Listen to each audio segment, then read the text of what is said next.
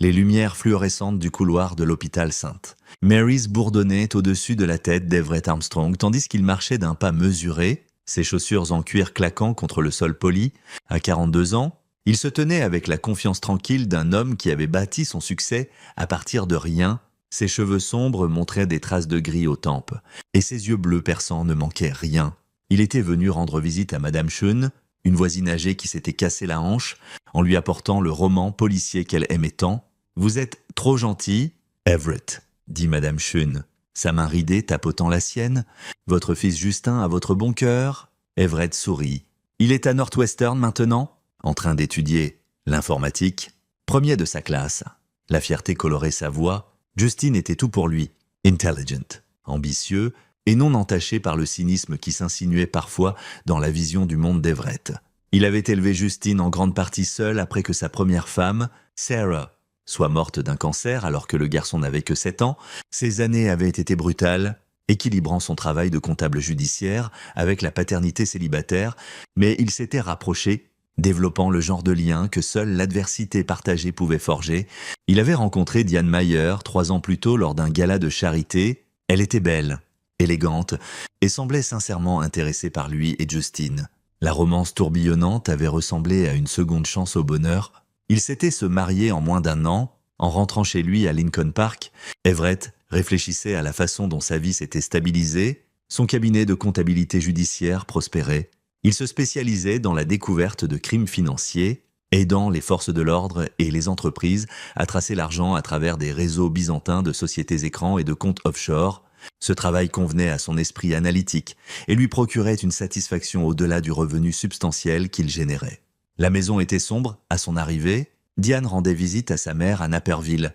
Se rappela-t-il, Everett desserra sa cravate et se versa un bourbon, s'installant dans son bureau. C'était son sanctuaire, tapissé de livres sur la criminologie, la finance et son plaisir secret, les romans policiers vintage.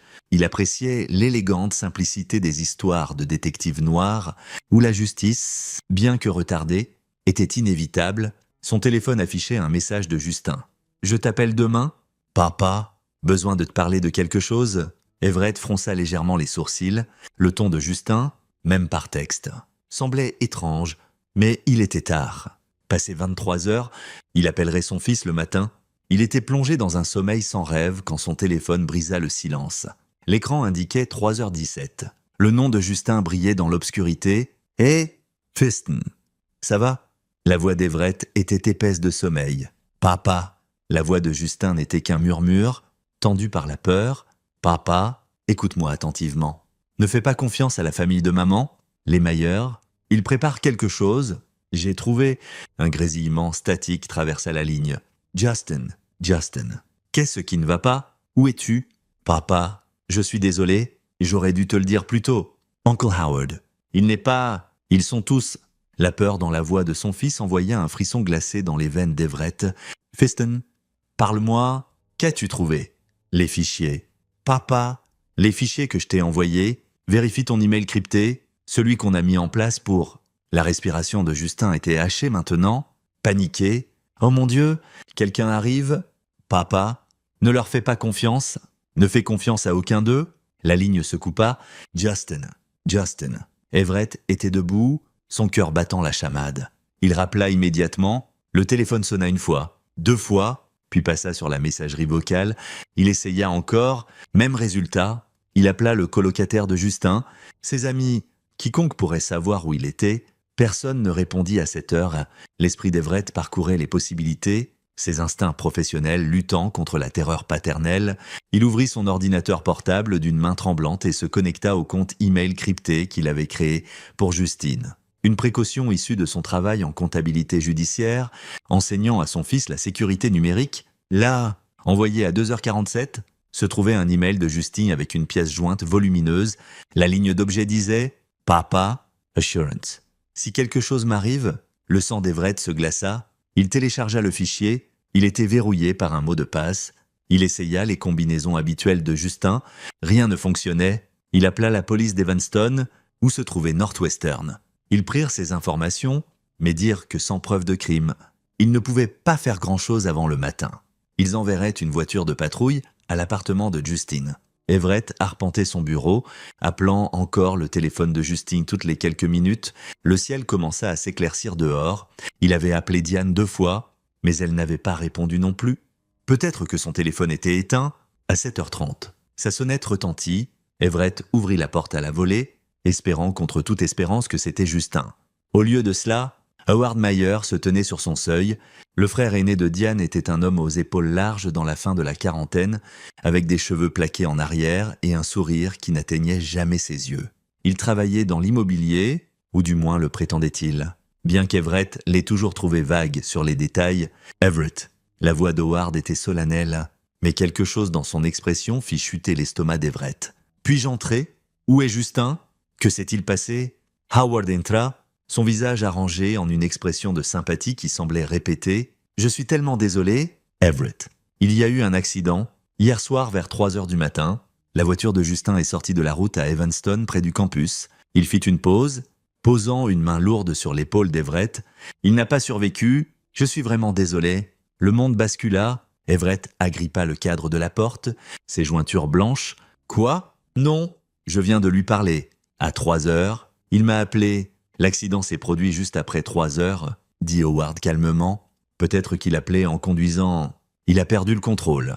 Heurté un arbre, l'impact a été instantané. Everett, il n'a pas souffert. Chaque instinct qu'Everett avait développé au cours de 20 ans à démasquer des mensonges et des fraudes hurlait en lui.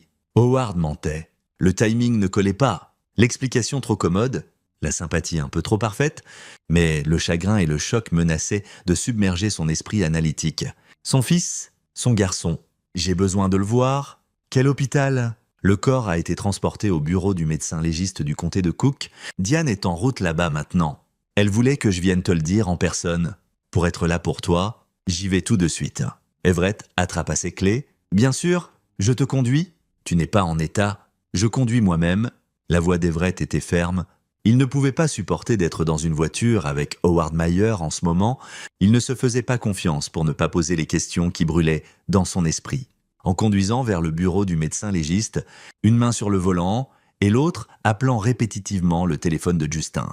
Everett se força à réfléchir à si Howard mentait, et chaque fibre de son être le disait, alors que s'était-il vraiment passé ? L'avertissement de Justine résonnait dans son esprit. Ne fais pas confiance à la famille de maman ? À un feu rouge. Il appela l'hôpital Northwestern, le plus proche du campus. J'appelle pour un patient, Justin Armstrong. Il aurait été admis tôt ce matin, victime d'un accident de voiture. Laissez-moi vérifier. Monsieur, une pause. Je suis désolé. Nous n'avons aucun patient de ce nom admis ce matin. Il appela l'hôpital d'Evanston. Même réponse. Il appela Sainte. Francis à Evanston. Rien. Ses mains se serrèrent sur le volant. Howard avait dit que le corps était allé directement au médecin légiste.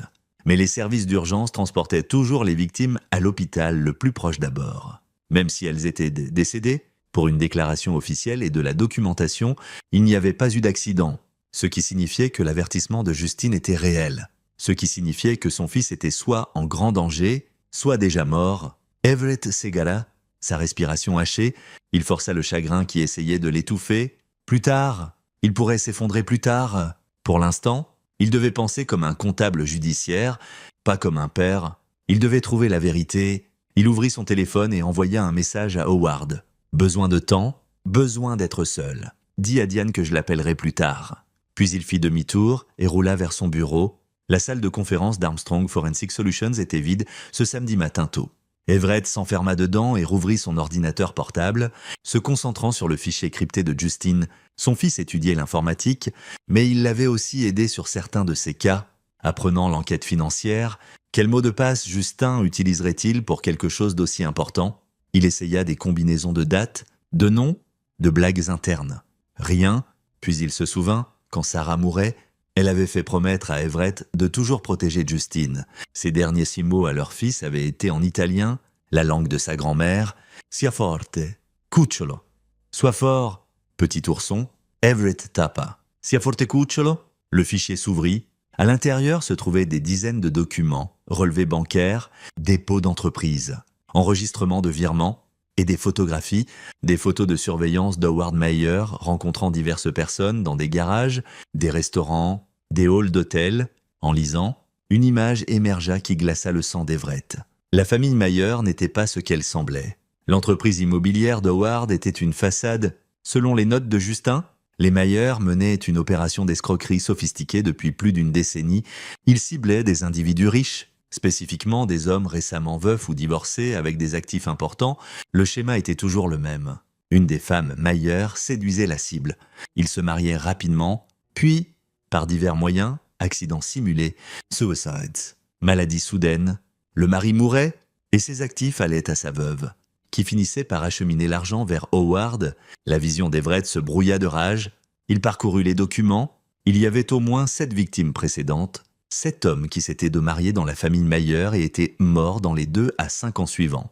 Et là, dans un dossier intitulé « Opération actuelle », il trouva un dossier sur lui-même, des photographies de lui au gala de charité où il avait rencontré Diane, des notes sur son statut financier, ses actifs, son entreprise, un calendrier, mariage mois 1 à 12, établir la confiance, année 2, isoler des relations extérieures, année 3, ajuster les polices d'assurance, année 3 à 4, exécuter. Ils étaient en année 3, les mains d'Everett tremblèrent en lisant la note finale de Justine. « Papa, je suis désolé de ne pas te l'avoir dit plus tôt. Je voulais être sûr, j'enquête depuis que j'ai trouvé certains de ces documents dans le bureau d'oncle Howard à Noël dernier. J'ai fait des copies, tracé l'argent, il prévoit de te tuer, probablement faire passer ça pour un suicide ou un accident.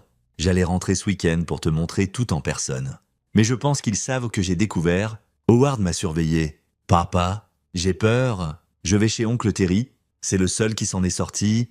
Terry Drake. » Le nom frappa Everett comme un coup de poing. Diane avait mentionné un oncle brièvement des années plus tôt. Il avait quitté la famille après une dispute, déménagé à l'ouest. Elle avait dit qu'il ne lui parlait plus. Everett n'avait jamais pensé à enquêter sur la famille de sa femme. Il avait été trop consumé par ses sentiments pour Diane, trop reconnaissant pour sa seconde chance au bonheur, trop confiant. Il avait été un idiot, mais son fils avait été plus intelligent, plus courageux, et maintenant Justine était soit mort, soit en fuite. Et Everett devait découvrir lequel. Il accéda à une base de données qu'il utilisait pour le traçage de personnes disparues, entrant le nom de Terry Drake avec les informations limitées qu'il avait. Il fallut 1 heure de recherche, mais il trouva enfin une adresse à Bozeman, Montana. Terry Drake, 54 ans, vivait dans un petit ranch en dehors de la ville. Everett réserva le prochain vol pour Bozeman, puis commença méthodiquement à photographier chaque page du fichier de Justine avec son téléphone. Il téléchargea les photos sur 3 services cloud cryptés différents, puis envoya les identifiants à son propre avocat, Luther Lyons, avec des instructions pour les ouvrir si quelque chose lui arrivait. Ce n'est qu'alors qu'il répondit aux appels de Diane. « Everett, où es-tu » Sa voix était épaisse de larmes. « Réelles ou fabriquées ?» Il ne pouvait plus le dire. Howard m'a dit pour Justine. « Je suis chez maman. S'il te plaît, viens. Nous devons être ensemble. Je ne peux pas. Diane. J'ai besoin de temps. Je pars pour quelques jours. »« Quoi ?» ?»« Everett. Notre fils vient de mourir. Tu ne peux pas. Je t'appellerai. » Il raccrocha. Son téléphone sonna immédiatement. Howard. Everett le laissa passer sur la messagerie, puis éteignit l'appareil entièrement. Il retira la batterie et laissa le téléphone dans son coffre-fort au bureau. Dans un magasin de proximité, il acheta un téléphone jetable avec de l'argent liquide, puis il rentra chez lui, prépara un sac et roula vers l'aéroport international O'Hare. Assis dans le terminal, attendant son vol, Everett se permit de ressentir tout le poids de ce qu'il avait appris. Pendant 3 ans, il avait partagé son lit avec une femme qui planifiait son meurtre. Il avait accueilli sa famille chez lui, dans sa vie. Il lui avait souri pendant le dîner de Thanksgiving tout en complotant pour voler tout ce qu'il avait bâti, et Justine avait su, avait essayé de le protéger, avait risqué sa propre vie pour rassembler les preuves. Si son fils était mort, Everett les ferait payer d'une manière qu'il ne pouvait imaginer, mais d'abord, il devait savoir, il devait trouver Terry Drake et apprendre la vérité. La maison du ranch se trouvait au bout d'une longue route de terre, entourée par la nature sauvage du Montana. Des montagnes se dressaient au loin sous un ciel si vaste qu'il faisait paraître Chicago claustrophobe. Everett avait loué une voiture à Bozeman et conduit les 40 minutes jusqu'à la propriété de Terry Drake. Ses nerfs étaient tendus. Il frappa à la porte. Pas de réponse. Il frappa plus fort. La porte s'ouvrit sur un homme buriné avec une barbe poivre et sel et des yeux qui portaient la lassitude de quelqu'un qui avait trop vu. Il tenait un fusil de chasse lâchement dans sa main droite. Terry Drake, qui demande « Je m'appelle Everett Armstrong. Je suis marié à Diane Mayer. Où je l'étais? Je n'en suis plus sûr. » Everett soutint le regard de l'homme. « Mon fils Justin est venu chez vous, ou prévoyez de le faire. J'ai besoin de savoir s'il est arrivé. » Quelque chose changea dans l'expression de Terry. Il baissa le fusil. « Vous feriez mieux d'entrer. » L'intérieur de la maison était spartiate mais confortable, rempli de livres et de trophées de chasse. Terry désigna une chaise et s'assit en face d'Everett. L'étudiant, « Comment m'avez-vous trouvé? Mon fils m'a laissé des fichiers, des preuves sur la famille Mayer. Ce qu'ils ont fait, » la mâchoire de Terry se serra. « Donc, vous en savez une partie, pas tout. Mon fils a disparu. Howard prétend qu'il est mort dans un accident de voiture, mais il n'y a pas eu d'accident. J'ai besoin de savoir s'il est venu ici. Il est ici. » Les mots de Terry frappèrent Everett comme un choc électrique. « Il est vivant. Il est arrivé il y a 2 jours. Il a conduit directement depuis Chicago. Il était suivi. Mais il les a semés dans le Wyoming. » La vision d'Everett se brouilla. « Il est vivant. Il est vraiment vivant. Il dort en ce moment. » Le gamin était épuisé, terrifié. « Mais oui, il est en sécurité. » Everett enfouit son visage dans ses mains, le soulagement si écrasant qu'il ne pouvait parler. Son fils était vivant. Tout le reste pouvait être géré, mais Justine était vivant. « J'ai besoin de le voir bientôt. Laissez-le se reposer un peu plus. » Il a traversé l'enfer. Terry versa 2 verres de whisky d'une bouteille sur l'étagère. « Mais d'abord, vous et moi devons parler. Car si vous êtes ici, ça signifie qu'ils ont déjà fait leur coup et vous devez comprendre exactement à quoi vous avez affaire. » Everett prit le whisky, ses mains plus stables maintenant qu'il savait que son fils était en sécurité. « Dites-moi tout. » Terry s'installa dans sa chaise, les yeux lointains. « Je me suis marié dans la famille Mayer il y a 30 ans. Je suis tombé follement amoureux d'une femme nommée Patty Mayer, la sœur d'Howard, belle, charmante. Tout ce que je pensais vouloir. Nous avons eu une fille ensemble. Courtney. » Il fit une pause, la douleur traversant son visage. « Il m'a fallu 5 ans pour réaliser ce qu'il faisait. Les Mayer ne sont pas juste des escrocs. Everett. Ce sont des prédateurs. Ils font ça depuis des générations. Toujours en ciblant des hommes riches. Les femmes les épousent, la famille les saigne à blanc, puis ils se débarrassent du mari et passent au suivant. « Combien ?» demanda Everett. « Que je sache, au moins 20, remontant au père d'Howard, probablement plus. Ils sont doués pour couvrir leurs traces, en répartissant les morts dans différents états, en rendant chacun différent, accidents de voiture, suicides, crises cardiaques. Noyades, ils ont des médecins légistes à leur solde, des flics, des avocats. Ils ont construit un réseau. Comment vous en êtes-vous sorti? Je ne m'en suis pas sorti, pas au début. Ils ont essayé de me tuer, en faisant passer ça pour une tentative de suicide. J'étais censé me pendre dans notre garage. La voix de Terry était plate, sans émotion, mais ma fille m'a trouvé avant que je perde conscience. Elle m'a décroché, a appelé les urgences. Elle n'avait que 8 ans. Il remplit son verre. Je me suis réveillé à l'hôpital et j'ai su que Patty m'avait fait quelque chose. J'avais été drogué, mais je ne pouvais pas le prouver. Alors, j'ai joué le jeu, allé en thérapie, pris mes antidépresseurs, et j'ai planifié. Qu'avez-vous fait? J'ai liquidé tout ce que je pouvais sans qu'ils s'en aperçoivent. Déplacé de l'argent sur des comptes qu'ils ne connaissaient pas. Puis j'ai pris Courtney et nous avons fui. Disparu au milieu de la nuit. Changé nos noms. Recommencé. Ils nous ont cherchés. Mais j'ai été prudent. Ça fait 23 ans. Votre fille, elle est à Seattle maintenant. Mariée, avec des enfants à elle. Elle ne me parle pas beaucoup. Ce que je lui ai fait traverser. Fuir. Toujours regarder par-dessus notre épaule. La voix de Terry se brisa. Mais elle est vivante. Elle est en sécurité. C'est ce qui compte. Everett absorba cela, son esprit cataloguant chaque détail. Pourquoi n'êtes-vous pas allé à la police? Avec quelle preuve? Je n'avais rien. Et comme je l'ai dit, ils ont des flics à leur solde. J'ai essayé une fois, anonymement. Le détective qui a pris mon appel, il était mort 2 semaines plus tard. Accident de bateau. Le sourire de Terry était amer. J'ai appris à garder la tête basse et la bouche fermée. Mais Justine a trouvé des preuves, de vraies preuves. Des enregistrements financiers, des photographies. Ce gamin est plus intelligent que je ne l'ai jamais été et plus courageux. Il s'est mis en danger pour vous protéger. Terry se leva. Venez, voyons s'il est réveillé. Ils marchèrent dans un couloir vers une chambre au fond. Terry frappa doucement, puis ouvrit la porte. Justine était assis sur le lit, son ordinateur portable ouvert, un casque sur les oreilles. Quand il vit Everett, son visage se décomposa. « Papa !» Everett traversa la pièce en 3 enjambées et serra son fils dans ses bras. Justine tremblait, et Everett réalisa qu'il tremblait aussi. Ils s'étreignirent, et Everett sentit des larmes sur son visage qu'il ne prit pas la peine d'essuyer. « Je suis désolé », murmura Justine. « J'aurais dû te le dire plus tôt. Je voulais juste être sûr. Tu m'as sauvé la vie.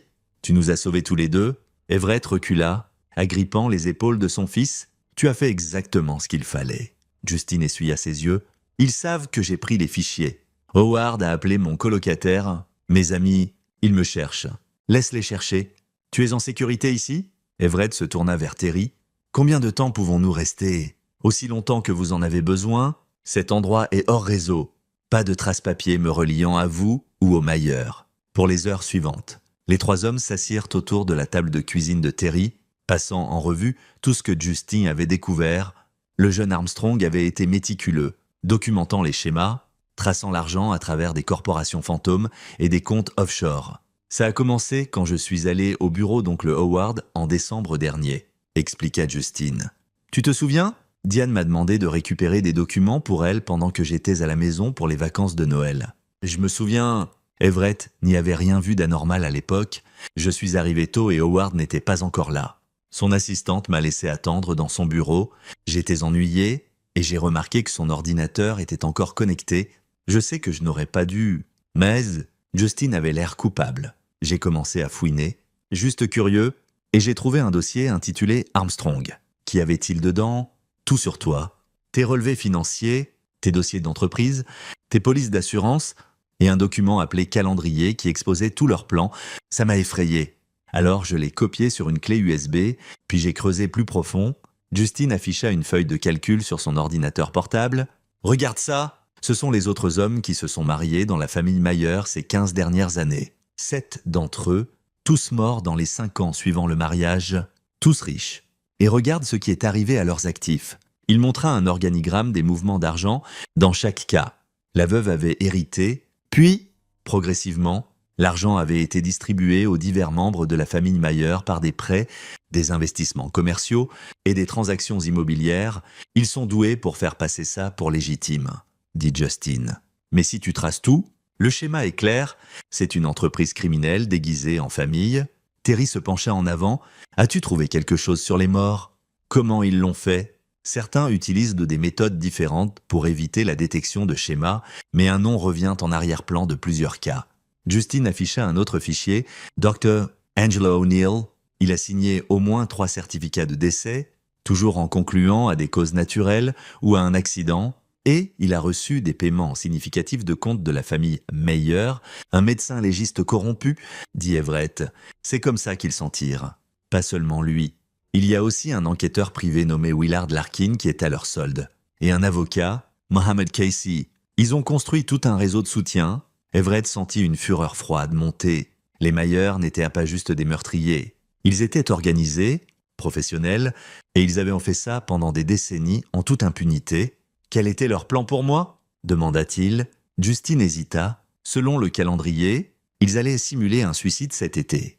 Faire passer ça pour une dépression due au stress au travail, peut-être monter de faux problèmes financiers. D'abord, pour établir un motif, Diane te trouverait dans ton bureau. Elle hériterait de tout, la maison, ton entreprise, ton assurance-vie, et ensuite je disparaissais aussi, Everett dit calmement. Une fois la succession réglée, il t'aurait peut-être laissé vivre.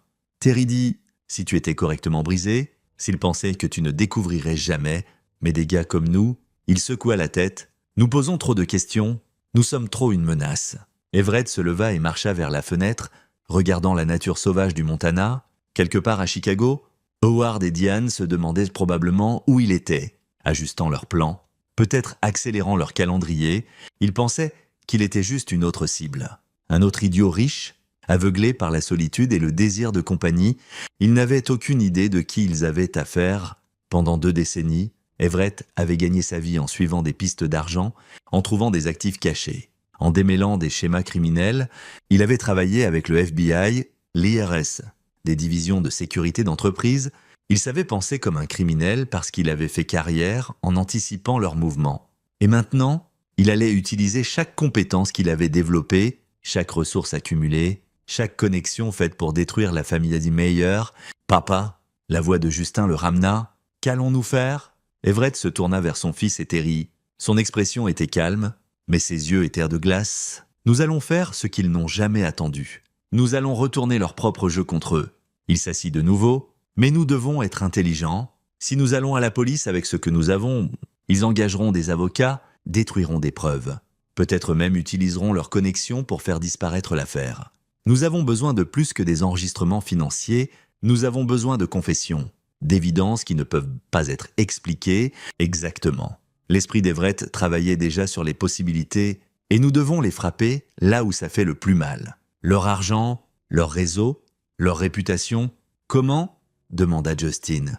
De la même façon que j'ai démantelé chaque autre organisation criminelle que j'ai enquêtée, nous suivons l'argent, nous identifions les maillons faibles dans leur réseau et nous les faisons se retourner les uns contre les autres. Everett sortit son téléphone jetable, mais d'abord, j'ai besoin de passer quelques appels. J'ai des amis dans les forces de l'ordre fédéral, des gens qui me doivent des faveurs, des gens que les Myers ne peuvent pas toucher. Au cours de l'heure suivante, il contacta prudemment des contacts, l'agent spécial L, Elliot Murray au FBI, avec qui il avait travaillé sur une affaire majeure de fraude 3 ans plus tôt, un enquêteur de l'IRS nommé Adam Rogers, un procureur fédéral, Christophe Tompkins, qui avait utilisé le témoignage d'Everett pour gagner plusieurs affaires de haut niveau.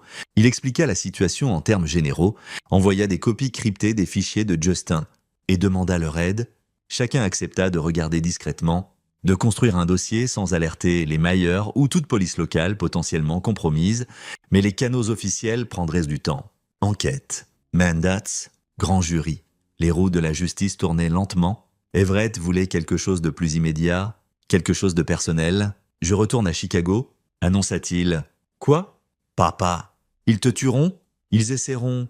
Mais ils pensent que je suis effondré par ta mort. Ils pensent que je suis vulnérable. En deuil, pas en train de penser clairement, ça me donne un avantage. » Le sourire d'Everett était prédateur. « Je vais jouer le père en deuil, je vais les laisser penser que leur plan fonctionne. Et pendant qu'ils se félicitent, je vais démanteler tout ce qu'ils ont bâti. » Terry l'étudia. « Tu as un plan ? Les débuts d'un... Mais j'aurai besoin de votre aide. À tous les deux, tout ce que tu veux, » dit Justin immédiatement. « Tu dois rester ici, rester en sécurité, continue à fouiller ces fichiers. Trouve chaque connexion, chaque transaction, chaque personne dans leur réseau, construis un dossier étanche. » Everett se tourna vers Terry. « Et j'ai besoin de toi pour être mon filet de sécurité. Si quelque chose tourne mal, si je disparais ou s'ils font un mouvement contre moi, tu envoies tout ce que nous avons au FBI. C'est fait. Il y a une chose de plus. » Everett afficha un fichier sur son téléphone. « Les Myers ont des actifs. Beaucoup, cachés à divers endroits. Je veux les identifier tous. Propriété, compte, investissement, tout. » « Pourquoi ?» demanda Justin. « Parce que l'argent est leur pouvoir. C'est comme ça qu'ils achètent la coopération, le silence, la protection. Prends leur argent, et ils ne sont que des meurtriers sans ressources. » La voix d'Everett était dure. « Je ne vais pas juste les envoyer en prison. Je vais les détruire financièrement. Je vais prendre tout ce qu'ils ont volé et m'assurer qu'ils perdent tout. »« Vengeance », dit Terry calmement. « Justice », corrigea Everett. « Pour tous les hommes qu'ils ont tués, pour toutes les familles qu'ils ont détruites. Ils s'en tirent depuis des décennies. Ça s'arrête maintenant ?» Alors que le soleil se couchait sur les montagnes du Montana, Everett commença à formuler son plan. Ce serait dangereux, ça requérait de tromper des gens qu'il pensait avoir aimés, de manipuler une famille de manipulateurs habiles, de jouer un rôle tout en rassemblant des preuves, mais il avait été à la place de son fils autrefois. Impuissant et effrayé tandis que le cancer prenait sa première femme. Il savait ce que c'était de se sentir impuissant face à un ennemi implacable. Cette fois serait différente. Cette fois, il avait le pouvoir, il avait la connaissance et il avait la volonté de faire ce qui était nécessaire. La famille Myers avait commis sa pire erreur en sous-estimant Everett Armstrong. Ils étaient sur le point d'apprendre que cette erreur leur coûterait tout.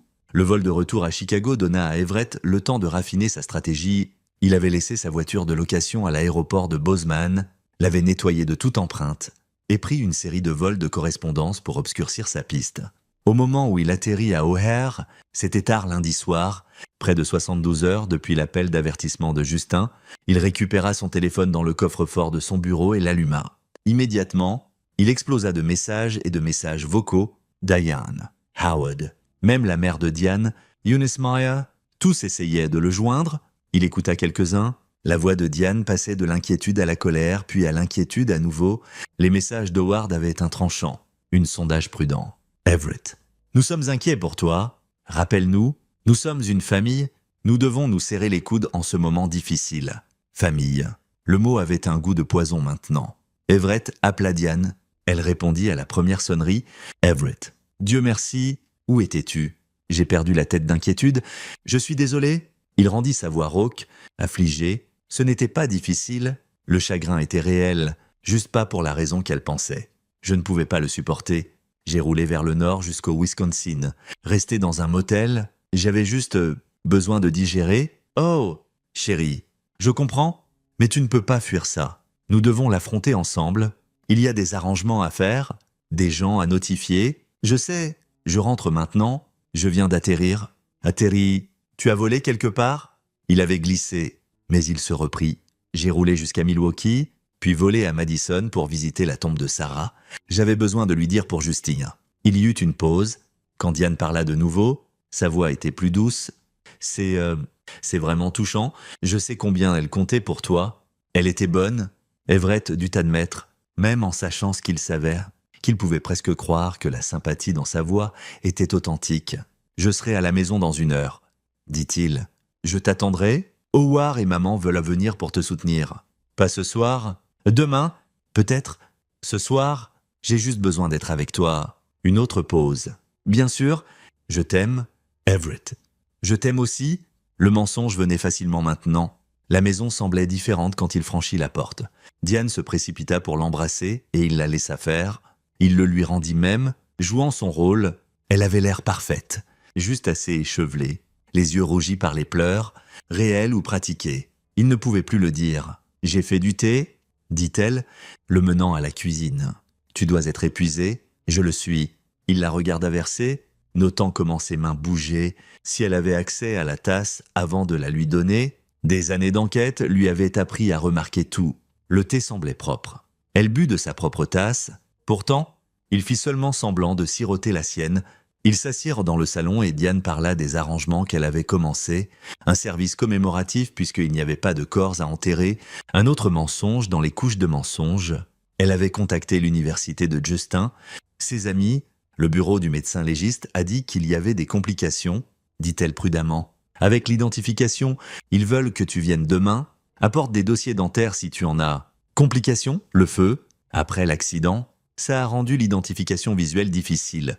Feu, c'était nouveau. Ils ajoutaient des détails à la fabrication, la rendant plus élaborée, probablement pour qu'il y ait une excuse pour l'absence de corps à voir, pas de reste à examiner de trop près. J'apporterai ce dont ils ont besoin, dit Everett, sa voix creuse.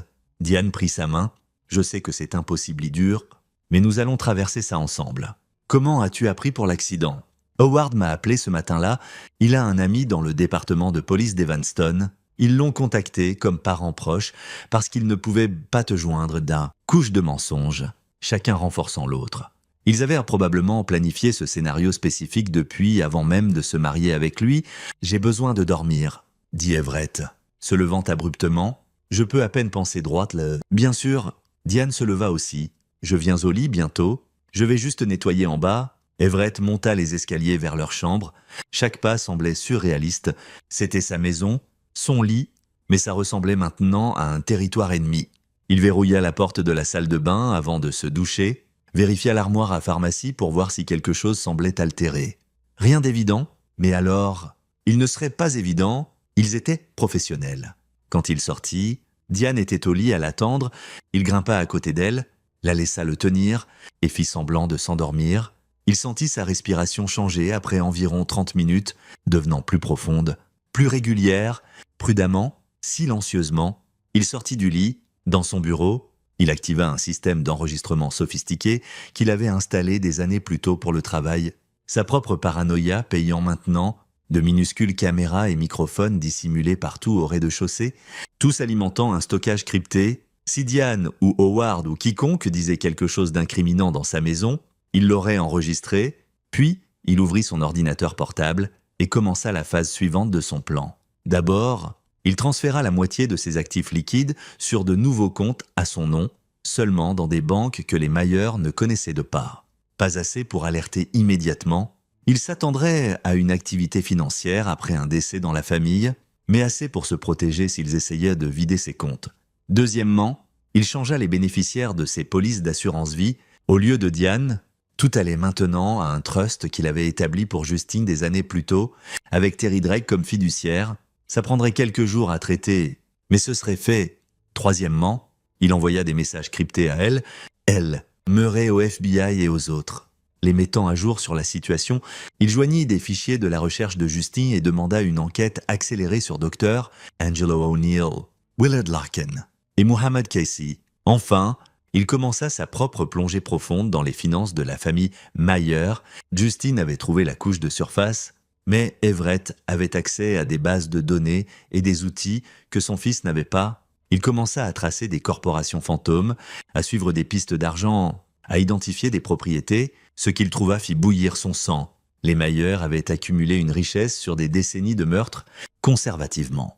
Il estimait qu'ils avaient des actifs valant 40 à 50 millions de dollars répartis en immobilier, investissements et comptes offshore, de l'argent du sang, chaque dollar. Mais la richesse signifiait vulnérabilité, ça signifiait des actifs qui pouvaient être saisis, des comptes qui pouvaient être gelés, des propriétés qui pouvaient être réclamées, ça signifiait qu'ils avaient quelque chose à perdre. Everett travailla jusqu'à l'aube, construisant une carte financière de tout ce que les Mayer possédaient ou contrôlaient. Puis, il compila une liste de leurs associés connus, les officiels corrompus, les professionnels payés, le réseau qui permettait leurs crimes. Tout le monde avait un point de rupture, tout le monde avait quelque chose qu'il craignait de perdre. Il trouverait ces points de rupture et les exploiterait sans pitié. Alors que le soleil se levait sur Chicago, Everett entendit Diane remuer à l'étage. Il ferma son ordinateur portable, effaça son historique de navigation et alla faire du café. Reprenant son rôle de père en deuil, Howard arriva à 10 heures, amenant Eunice Mayer avec lui. La mère de Diane était une petite femme élégante dans la septantaine avec des yeux vifs et un sourire chaleureux. Elle embrassa Everett avec une sympathie pratiquée. « Mon cher garçon, c'est une telle tragédie. Nous sommes là pour toi. Tout ce dont tu as besoin. » Ils s'assirent dans le salon et Howard commença à discuter des questions pratiques.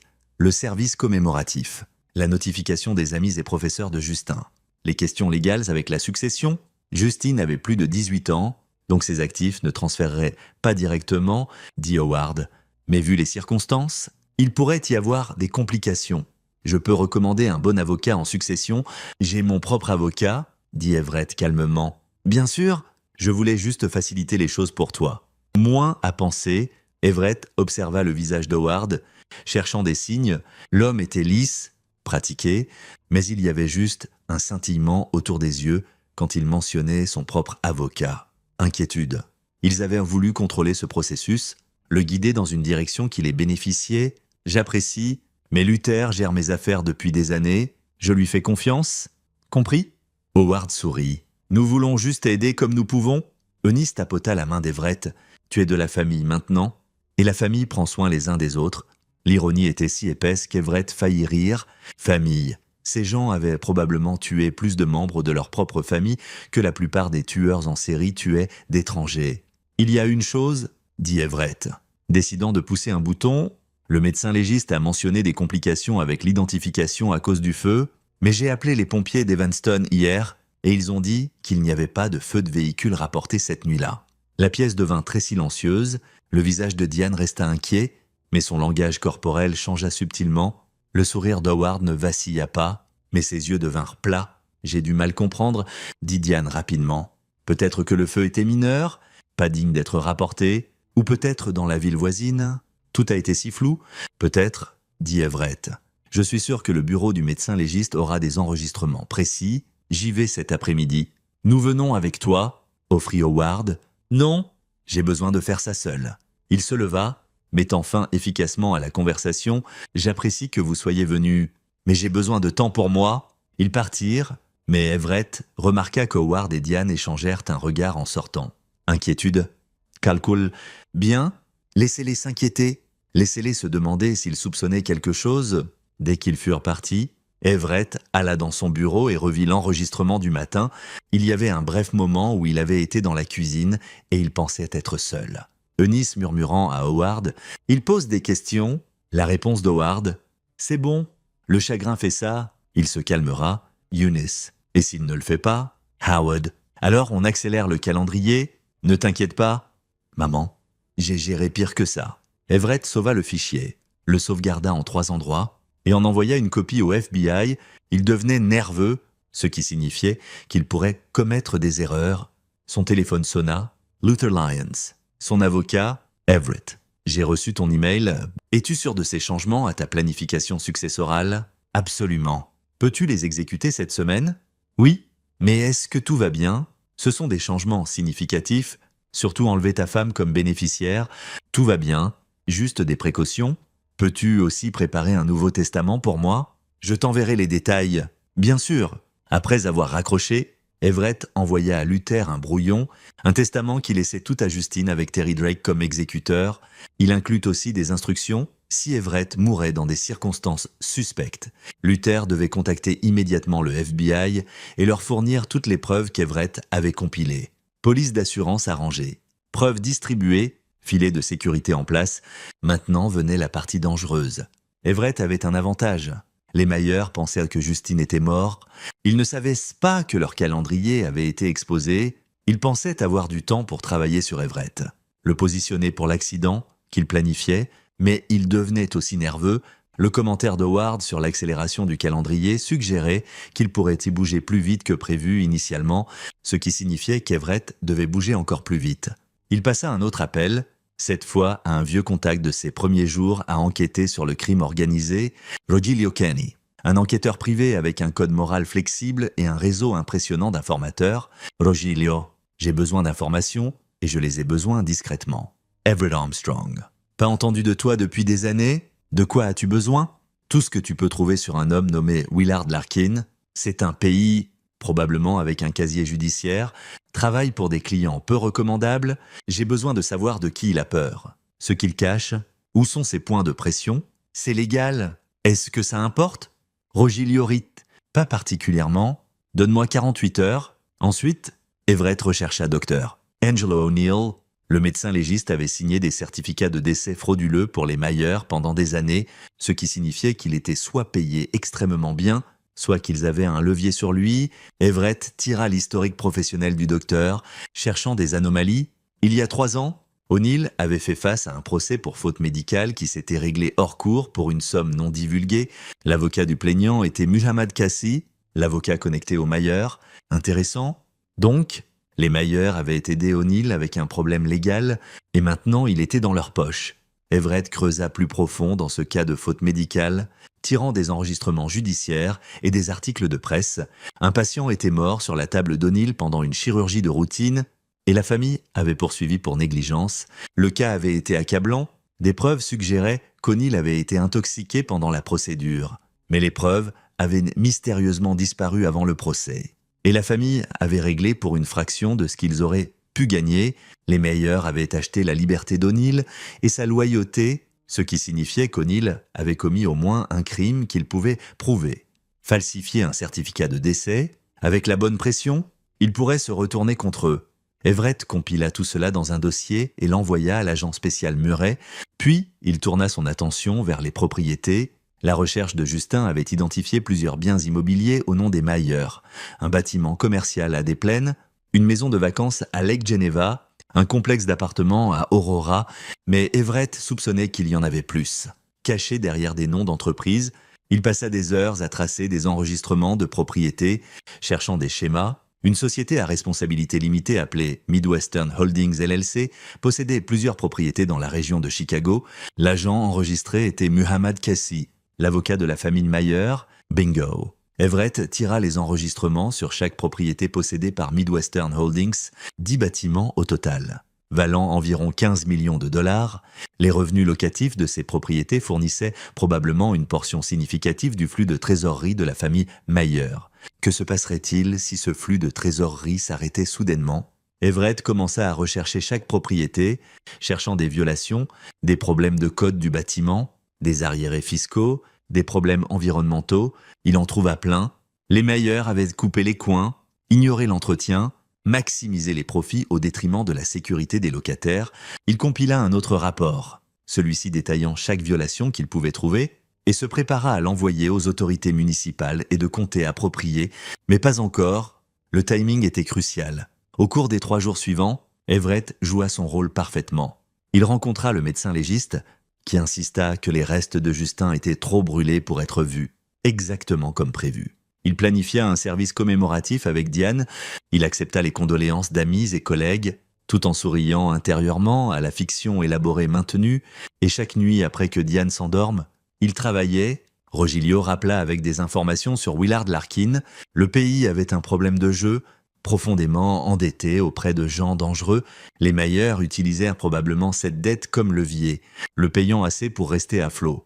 Mais le gardant dépendant, il a peur, rapporta Rogiglio. Pas des Mayer, mais des gens à qui il doit de l'argent, des types de la côte Est. Vraiment méchant, il est environ 6 mois en retard sur les paiements. Combien doit-il? 250 000? À peu près. Une idée commença à se former dans l'esprit d'Everett. « Merci, Rogiglio. J'aurai peut-être un autre boulot pour toi bientôt. Quand tu veux, mon ami. » Everett entendit aussi de l'agent spécial Murray au FBI. L'enquête sur les Mayer était officiellement ouverte. Ils examinaient les morts précédentes, interviewaient les familles des victimes, examinaient les enregistrements financiers. Mais comme Everett l'avait attendu, ça prendrait des mois pour construire un dossier poursuivable. Les Mayer avaient été prudents et les crimes étaient répartis sur plusieurs juridictions et années. Nous les aurons, promet Murray, mais tu dois être patient et en sécurité. S'ils soupçonnent que tu coopères avec nous, je connais les risques. Construisez juste le dossier. Il raccrocha en sachant que Murray ne le croyait pas. L'agent connaissait trop bien Everett, savait qu'il ne se contenterait pas de s'asseoir et d'attendre pendant que le système légal avançait lentement vers la justice. Justin appelait quotidiennement du Montana, frustré par son exil, mais comprenant sa nécessité, Terry lui apprenait à tirer, à chasser, à survivre hors réseau si nécessaire. Ton gamin est un apprenant rapide, rapporta Terry. Intelligent comme tout, prends après son vieux, garde-le en sécurité, dit Everett. C'est tout ce qui compte, mais il savait que Justin ne resterait pas caché pour toujours. Son fils avait le courage de sa mère et l'entêtement de son père. Tôt ou tard, il voudrait revenir et affronter les Mayer lui-même. Everett devait mettre fin à ça avant que ça arrive. Le service commémoratif eut lieu samedi, une semaine après la supposée mort de Justin. Plus d'une centaine de personnes assistèrent, les amis de Justin du lycée et de l'université, les collègues d'Everett, les voisins. La famille Mayer se présenta en force, jouant leur rôle à la perfection. Howard fit un éloge émouvant sur son neveu. Parlant de l'avenir brillant de Justin coupé tragiquement court, Diane pleura des larmes semblant authentiques. Même Eunice tamponna ses yeux avec un mouchoir. Everett se tenait au front de la salle, acceptant les condoléances, et complotait leur destruction. Après le service, il y eut une réception à la maison. L'endroit se remplit de gens, et Everett se déplaça dans la foule dans un brouillard, en partie chagrin authentique pour le mensonge élaboré raconté sur son fils, en partie performance calculée. Il remarqua Howard s'éclipser pour prendre un appel, entrant dans le bureau d'Everett.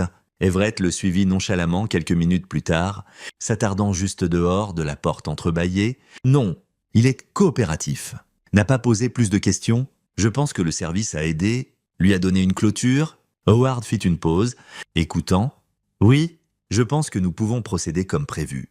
Encore un mois pour s'assurer qu'il est installé, puis nous exécutons. La note de suicide est déjà rédigée. Nous avons juste besoin d'attendre le bon moment. Oui, je sais, nous avons été patients si longtemps. Quelques semaines de plus ne feront pas de différence. Les mains d'Everett se serrèrent en poing. Ils parlèrent de son meurtre aussi nonchalamment que de planifier des vacances. Il s'éloigna avant que Howard finisse l'appel, rejoignant la réception. Quand Howard sortit, Everett croisa son regard et leva son verre en un toast silencieux.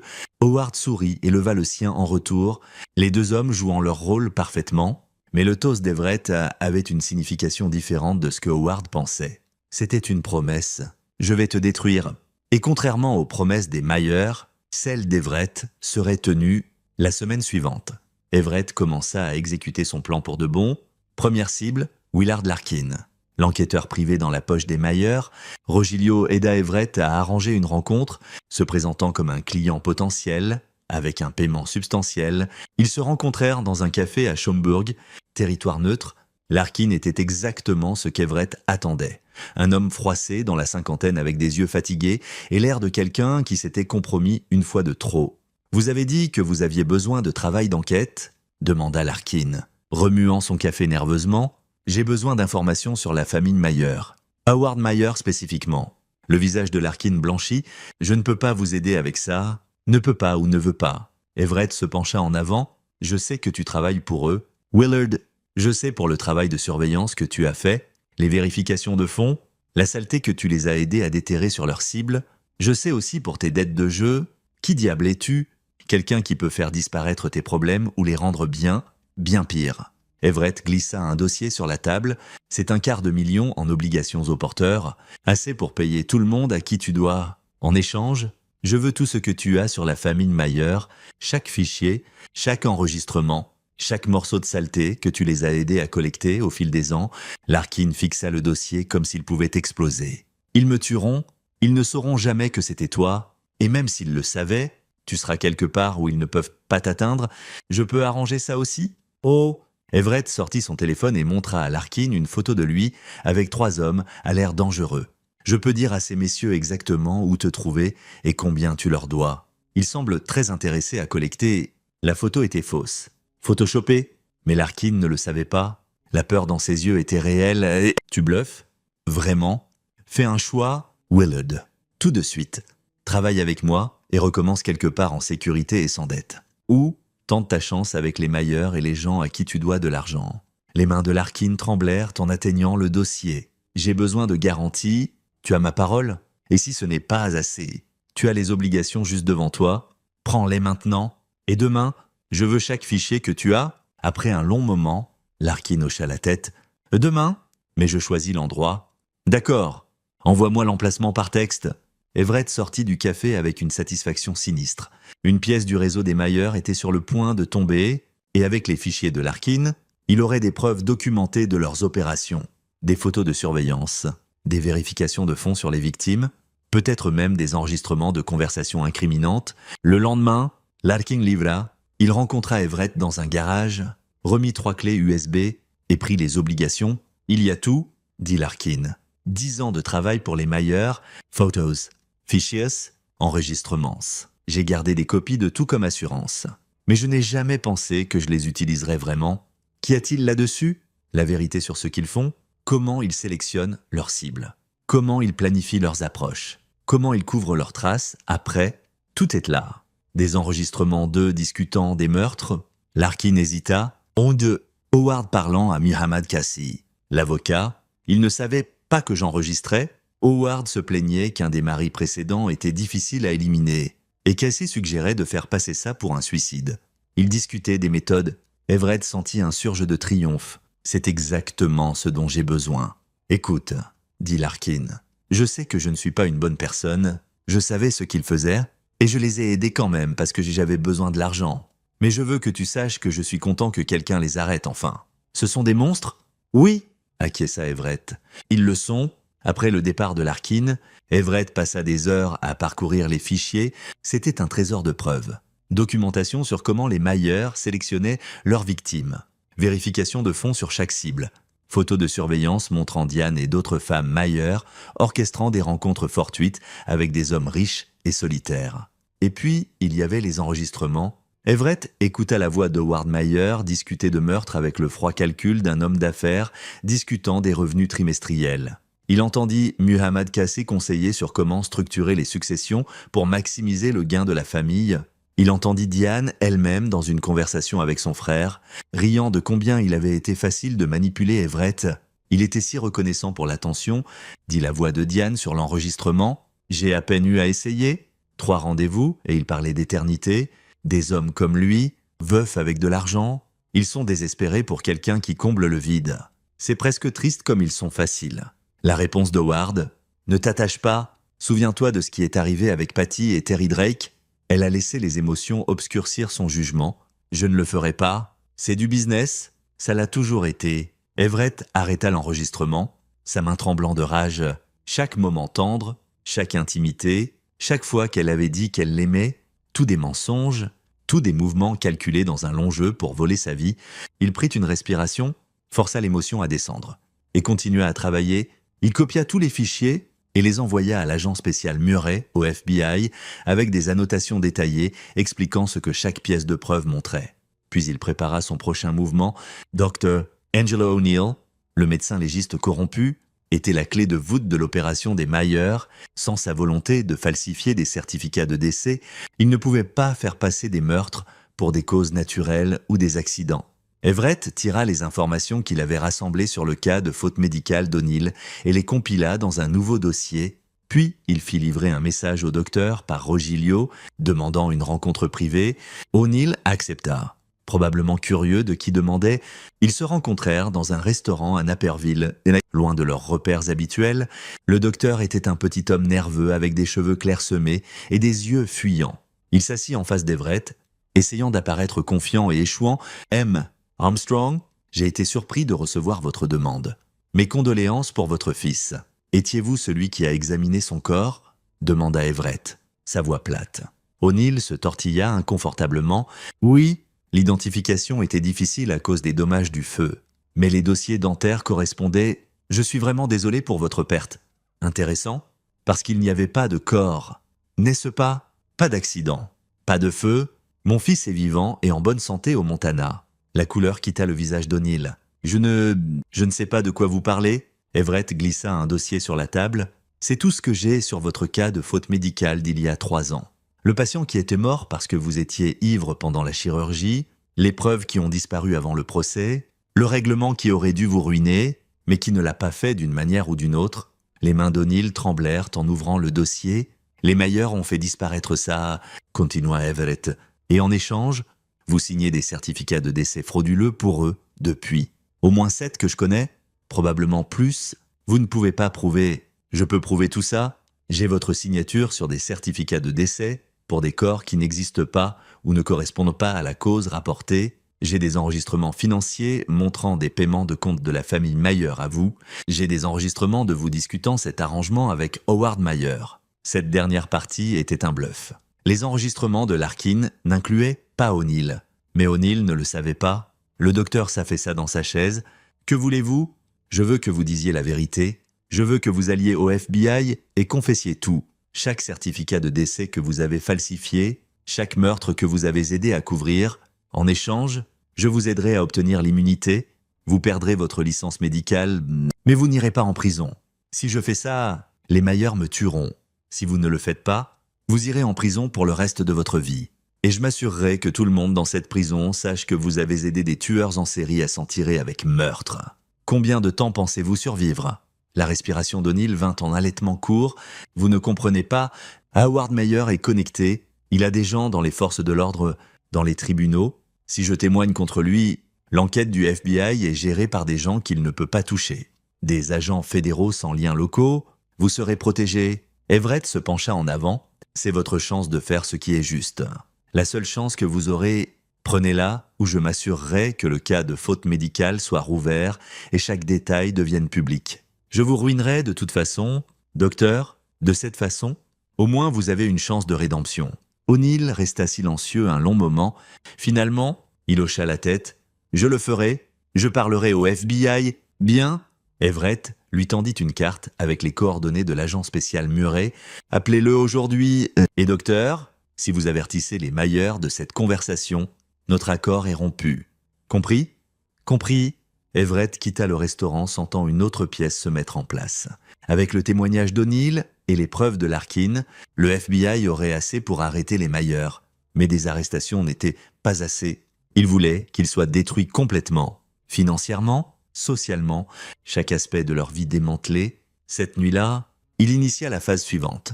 Il déposa des plaintes auprès du département du bâtiment de la ville de Chicago pour chaque propriété des Myers qui avait des violations de code.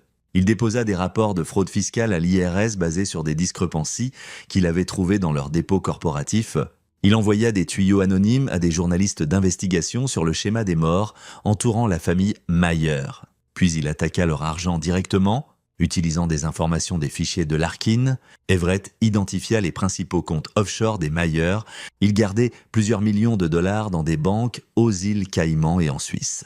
de l'argent qu'ils avaient volé à leurs victimes au fil des ans. Everett avait des contacts dans l'application bancaire internationale, des relations construites sur 2 décennies de traçage d'argent sale. Il les contacta maintenant, fournissant des preuves que les comptes contenaient des produits de meurtre et de fraude. En 48 heures, les comptes furent gelés en attente d'enquête. Il attaqua de chaque angle simultanément, légal, financier, réglementaire. Chaque action était calculée avec soin pour appliquer une pression maximale tout en restant juste dans les limites de la légalité. Eh bien, principalement dans les limites, certaines de ce qu'il faisait, les menaces, la coercition, les manœuvres financières agressives existaient dans une zone grise. Il s'en fichait. Les Mayer avaient assassiné des gens, ils avaient essayé de tuer son fils et planifié de le tuer.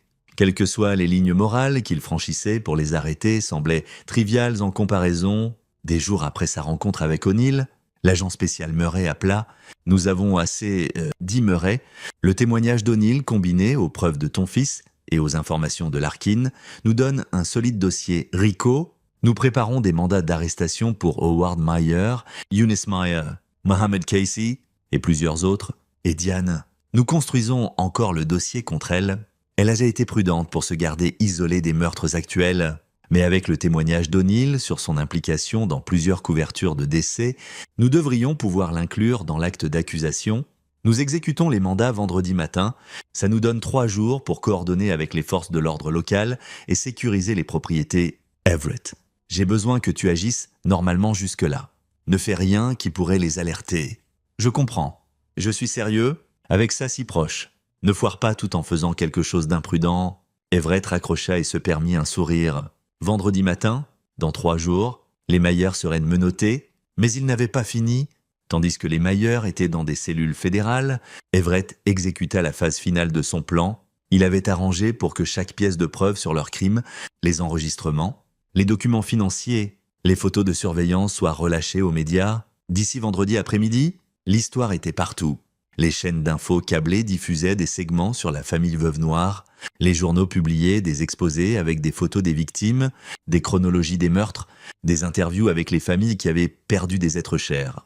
Les Mayer étaient détruits dans le tribunal de l'opinion publique avant même de mettre le pied dans une vraie salle d'audience. Et leur argent, Everett avait arrangé pour que chaque actif soit gelé, ça ici, ou lié dans des poursuites civiles des familles des victimes.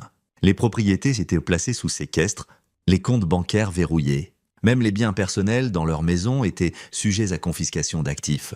Au moment où Everett en eut fini, les Mayer n'avaient plus rien sauf les combinaisons de prison qu'ils porteraient pour le reste de leur vie. 6 mois plus tard, Everett s'assit dans une salle d'audience fédérale et regarda la famille Mayer être condamnée.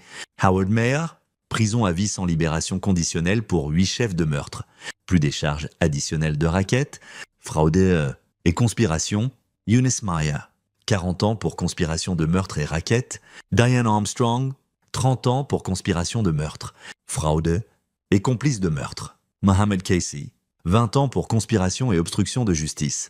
Dr. Angelo O'Neill reçut l'immunité pour son témoignage, mais perdit sa licence médicale définitivement. Willard Larkin ne fut jamais inculpé. Everett avait tenu sa promesse. Tandis que les sentences étaient lues, Everett sentit la main de Justine sur son épaule. Son fils était revenu du Montana pour le procès, témoignant sur ce qu'il avait découvert et comment il avait été forcé de fuir. Les Mayer ne montrèrent aucune émotion tandis qu'ils étaient emmenés. Diane regarda Everett une fois, ses yeux pleins de haine et quelque chose d'autre. Du respect peut-être ? Ou la reconnaissance qu'elle avait été battue à son propre jeu. Everett soutint son regard sans ciller. Il ne sourit pas, ne se vanta pas, il observa simplement, tandis qu'elle était emmenée pour commencer sa sentence de 30 ans. Dehors du tribunal, les reporters les assaillirent. Everett donna une brève déclaration, remerciant le FBI et le système judiciaire. Il ne mentionna pas son propre rôle dans la chute des Mayer, bien que Murray ait discrètement reconnu que sans l'enquête d'Everett, il n'aurait peut-être jamais construit un dossier. En roulant vers la maison avec Justin, Everett sentit un poids se lever qu'il portait depuis des mois. « C'est fini », dit Justine. « Oui, c'est fini. Qu'est-ce que tu vas faire maintenant ?» Everett y avait pensé. « Je vends la maison, trop de mauvais souvenirs. Peut-être acheter quelque chose de plus petit, et je pense que je vais changer le focus de mon entreprise, travailler plus avec les forces de l'ordre, les aider à enquêter des cas comme celui-ci. Il y a probablement d'autres familles comme les Mayer là dehors. d'autres gens qui ont besoin de justice. Ça sonne bien? Papa, et toi? De retour à l'école? En fait, j'y ai pensé. Justine sourit. Peut-être que je pourrais rejoindre ton entreprise. Tu m'as appris beaucoup sur l'enquête. J'aimerais en apprendre plus. Nous pourrions être une équipe. Everett regarda son fils. Plus le gamin effrayé qui avait appelé à 3 heures du matin, mais un jeune homme qui avait montré un courage et une intelligence remarquables sous pression. J'aimerais ça, j'aimerais beaucoup ça. Ils roulèrent dans un silence confortable un moment, puis Justin demanda « As-tu jamais aimé Diane ?» Everett considéra la question « J'ai aimé qui je pensais qu'elle était, mais cette personne n'a jamais vraiment existé. Elle jouait toujours un rôle, je suis désolé. Ne le sois pas, elle m'a appris une leçon importante. La confiance doit être gagnée, pas donnée librement, et les gens qui méritent vraiment notre confiance le prouvent par leurs actions, pas leurs mots. Comme Terry Drake, comme Terry... Et comme toi, Fiston, tu m'as sauvé la vie, je ne l'oublierai pas. De retour à la maison, bientôt son ancienne maison, Everett trouva une lettre l'attendant. Elle était de Terry Drake. « Everett, lisait-elle, j'ai entendu pour les condamnations. Félicitations, tu as fait ce que je n'ai jamais pu. Tu les as fait payer pour tout ce qu'ils ont fait. Ma fille m'a appelé après avoir vu les nouvelles. Nous avons parlé pour la première fois en 5 ans. Elle a dit qu'elle est fière de moi pour t'avoir aidé toi et Justin. Ce n'est pas grand-chose, mais c'est un début. Merci de m'avoir donné une chance de faire ce qui est juste. Même si ça est venu 20 ans trop tard, si tu as besoin de quoi que ce soit, tu sais où me trouver, Terry. » Everett posa la lettre, sentant un sentiment d'achèvement. La justice avait été rendue. Les Mayer passeraient le reste de leur vie en prison. Leur réputation détruite, leurs richesses volées, redistribuées aux familles de leurs victimes. Everett avait perdu son mariage, sa confiance en l'amour, 3 ans de sa vie à un mensonge, mais il avait gagné quelque chose aussi, la connaissance qu'il pouvait se battre contre des monstres et gagner, qu'il pouvait protéger les gens qu'il aimait, que même quand le monde semblait le plus sombre, il y avait encore de la justice à trouver. Et le plus important, il avait encore son fils. Tout le reste n'était que bruit. Justine l'appela de la cuisine. « Papa, je fais le dîner. Ta favorite, la recette de maman? De Sarah. Je veux dire, Everett sourit. J'arrive tout de suite. » Il jeta un dernier regard autour de la maison qu'il avait partagée avec Diane, puis ferma ce chapitre de sa vie et marcha vers la cuisine, vers son fils, vers l'avenir. Derrière lui, le passé s'effritait en poussière. Devant, un nouveau début attendait, et Everett Armstrong, qui avait affronté des tueurs en série et gagné, était prêt pour ce qui viendrait ensuite. C'est ici que notre histoire se termine. Partagez vos pensées dans la section des commentaires. Merci pour votre temps. Si vous avez aimé cette histoire, veuillez vous abonner à cette chaîne. Cliquez sur la vidéo que vous voyez à l'écran et je vous verrai